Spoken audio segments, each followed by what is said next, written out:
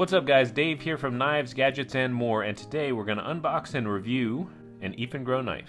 Alright guys, so as you can see we have a very plain box here, and if I flip it over, it is the Eafengrow EF11.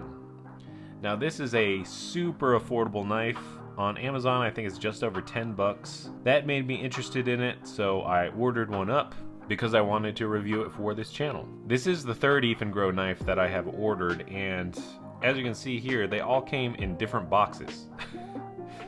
So the first one was stamped Eafengrow and was labeled high quality knife, so you know it's high quality. This one didn't have any marking on it. And now we have a plain cardboard box. I just thought that was interesting. Not a big deal. Let's get started unboxing this knife.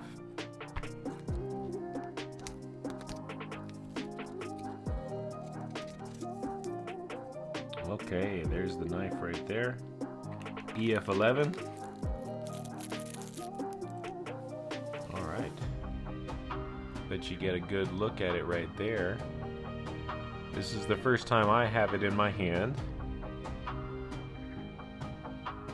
so I'm kind of trying to get a feel for it.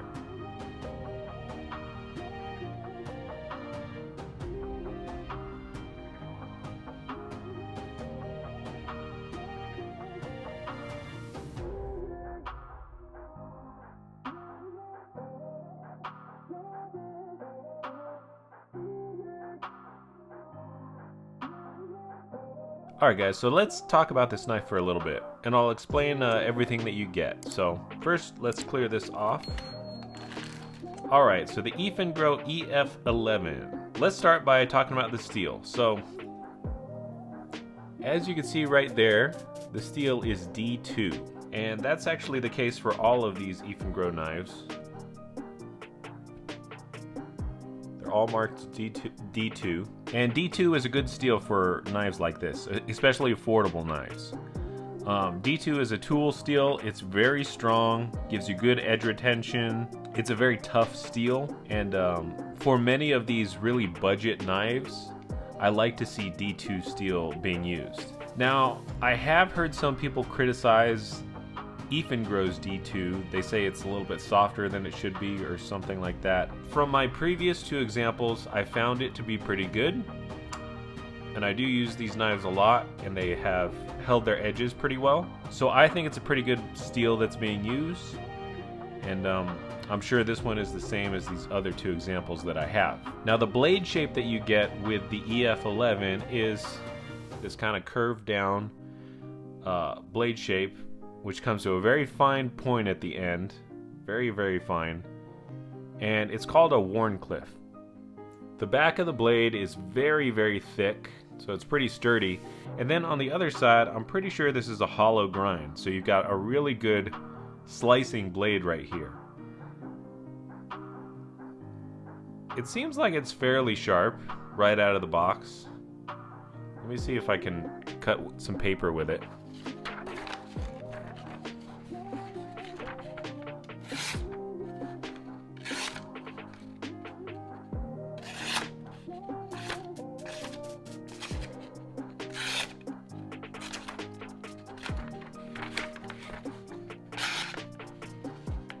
So, I think it's pretty sharp.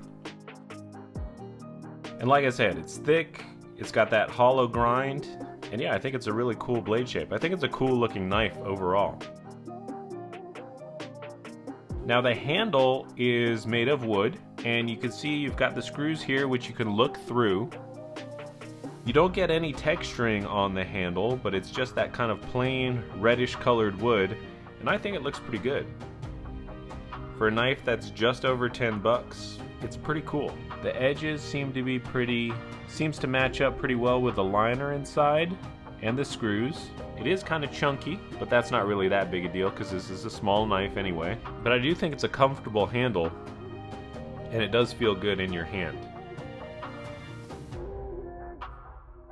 Now, as for a locking mechanism, there is no locking mechanism on this knife. The blade, well, I think this is called a rust lock, But basically you have this kind of rod that sticks out, and you use that to open the knife, and then the lock is basically you putting your thumb on the back of the handle here, because it won't come forward as long as you have either your hand or your thumb right there. Okay, there's nothing that locks it. If you're just doing some light tasks with the knife, then I think that's perfectly fine. You shouldn't really have too many issues. And you can open and close it with one hand. Another interesting feature that I've heard about, I've never done it, but I've heard that with this piece that sticks out right here, some people like to use these knives for kind of survival knives, and you could use this piece here to help start a fire with a ferro rod. So again, I've never done that. I have heard it is possible. I've heard that some people do it, and I'm just relaying what I have heard to you. So take that with a grain of salt. Maybe that's something we'll go out and try sometime. I do like this knife. It is pretty cool. Kind of a little handy. And it's got good character. It's kind of got a classic quality, which I like. Now, there is no pocket clip, but because these screws are, see-through, you can put a lanyard through this bottom one, and that will help you fish it out of bags and things like that. But yeah, let's see, let's measure it out and see how big it is.